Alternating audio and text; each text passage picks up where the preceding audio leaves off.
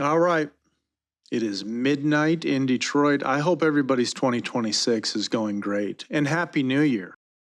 If I can even still say that at this point, January 6th. Welcome if you're listening in.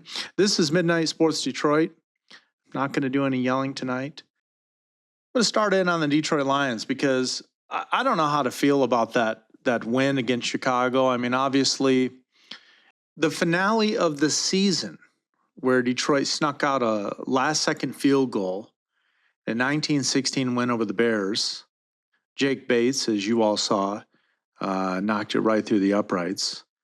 And that 42-yard kick was the play that ended the Lions season on a positive note. But did we want it to end on a positive note? I think that's kind of something that's been running through my mind. Because had they lost, I mean, listen, they're out of the playoffs already, right? So season is over. You lose the game and then you get a better draft pick, but instead we won. And I mean, of course, they're a rivalry. It's a rivalry game and Ben Johnson and all that. So of course we want to stick it to him, but it's just something to think about. What's funny to me is just kind of how that game felt. Detroit jumped out to a 16-0 lead in the first half, looked really good, like they should have been in the playoffs from the get-go, like so many times this season. But then they let Chicago crawl back in, and they rallied with a couple touchdowns and tied it up. But, at the end of the day, Detroit got that win under the belt. And now the Lions have finished 9-8, a winning record, if that makes you feel better for missing the playoffs. Starting the year with pretty high expectations. I mean, last year, a historic 15-2 run in 2024. Ending up out of the postseason is very disappointing for a lot of fans here in Detroit. It sucks.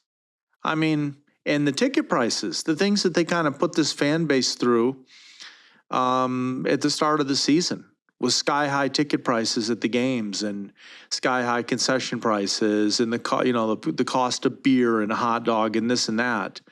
And Lion fans have been totally on board with supporting this team, and then you guys don't even make the playoffs.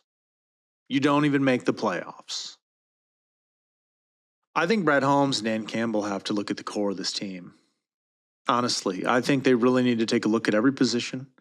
I think they should be taking a look at Goff, St. Brown, Sewell, key defensive pieces. They're mostly still a young team, and they've locked into contracts through the back half of the decade, but that means that they don't have to tear everything down and build again. And I think we can all appreciate that and acknowledge that. But at the same time, they're going to have to start finding some more consistency. They're going to have to start finishing games and not letting big leads slip. You're suddenly talking, if we would have had a couple games go a different way, all of a sudden you're not talking about a 9-8 team missing the playoffs. You're talking about 11 wins in. You're talking about another legitimate NFC contender. But the way things went this season just did not look good. They did not utilize Jameson Williams. It was the Jahmyr Gibbs show late in the season. Obviously, he's a stud. He's an excellent running back. But, I mean, David Montgomery is a good player, too. He didn't get utilized at all. And that's the biggest thing heading into the 2026 season is expectations.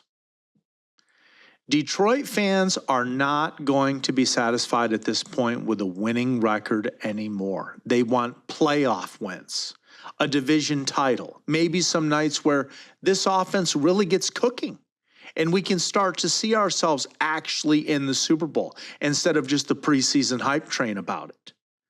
If the coaching staff can tighten up a little bit of the play calling and the defense gets healthier, well, that's a team that can compete in the upper half of the NFC. And I'm not talking about just the 2026 season. By the time they get to 2027, if the core stays intact and they've added a few younger pieces around them, maybe they got lucky with some drafts or even some free agency, even though we've seen that they're not interested in doing a lot of business in free agency, I think you could absolutely be looking at a team that's not only chasing the postseason, but a team that's expected to make some noise come January. It's a thin line in this league. It's a thin line of separation But at least right now, the Lions aren't rebuilding, they're still building. And that's a pretty good place to be.